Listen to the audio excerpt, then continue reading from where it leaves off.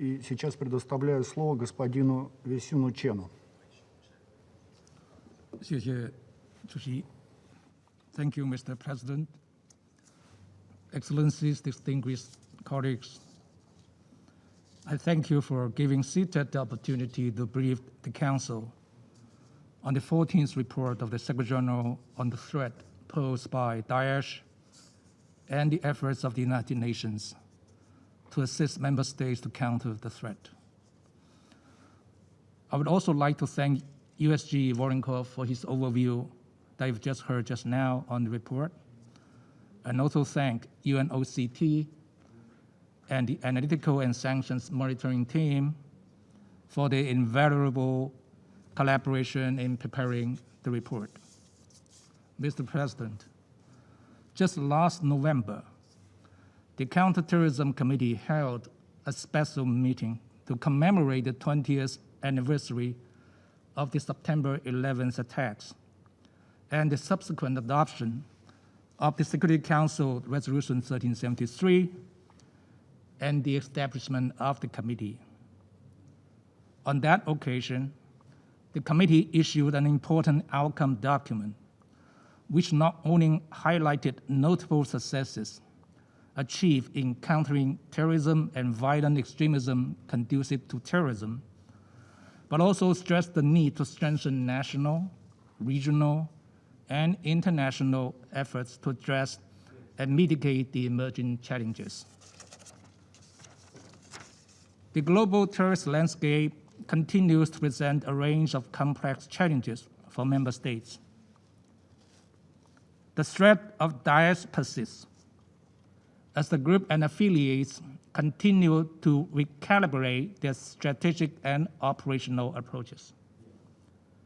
Daesh has become more decentralized, with supporters notably emerging and expanding up their operations in battlefields of West, East, Southern, and Central Africa, and is also seeking to exploit recent development in Afghanistan. It has also continued to regroup in its traditional geographical center, resulting in a resurgence of violence in Iraq and the Syrian Arab Republic. Developments following the recent death of the Daesh leader should be closely monitored. Mr. President, over the past 2 years, the terrorist threat has, of course, also intersected with the many challenges posed by COVID-19 pandemic. Daesh and the other terrorist groups have sought to exploit fault lines arising from social restrictions, political tensions, and economic downturns exacerbated by the pandemic. In some states, increasing political instability has led to critical governance situations, which may exacerbate a significant existing terrorist threat. Many states have understandably delivered resources or diverted resources from counterterrorism training and capacity building to pandemic-related efforts, thereby creating challenges for states requiring counterterrorism assistance. The pandemic has also influenced existing trends in terrorism and violent extremism conducive to terrorism, and has also generated human rights concerns, which may provide fertile ground for further exploitation and potential radicalization to violence. The challenges that have arisen during the pandemic have curtailed not only counterterrorism operations, but also civil society and humanitarian outreach, thereby worsening pre-existing conditions of displacement and insecurity. The lack of measures and strategies to ensure safe and voluntary repatriation, as well as comprehensive and tailored prosecution, rehabilitation, and reintegration may also expose already vulnerable populations to further violence. Monitoring and suppressing the flow of funds to Daesh and other terrorist groups also remains an imperative for the international community. Terrorists and terrorist groups also continue to exploit social media and online platforms. The global rise in hate speech and also misinformation and disinformation, often online, also remains a concern for many member states. Mr. President, against the backdrop of these many challenges, CTED continues to coordinate closely with UNOCT and other key partners to ensure that the Counter-Terrorism Committee's recommendations serve as the basis for relevant capacity building activities.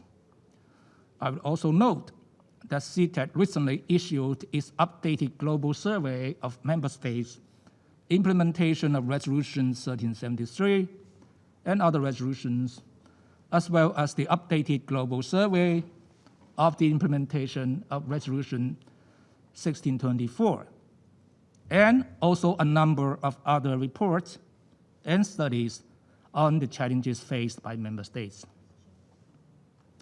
Acting under the all-of-a-UN approach and in accordance with Council Resolutions 2395 and 2617, CTED has continued to work closely together with UNOCT on a series of activities aimed at enhancing the capacities of member states on inter alia, countering terrorist travel, the creation of fusion cells, countering the trafficking of small arms and light weapons, the protection of vulnerable targets, countering the financing of terrorism, and prosecution, rehabilitation, and reintegration.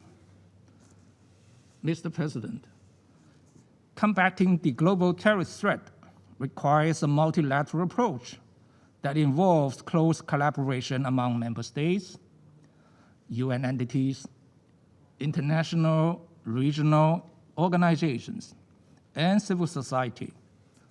The strategies and measures employed should also be tailor-made, gender-sensitive, and human rights compliant. CTED, in this regard, will continue to actively support the Council and the Committee in those efforts. Once again, thank you, Mr. President. Я благодарю господина Weixiong Чена за его выступление.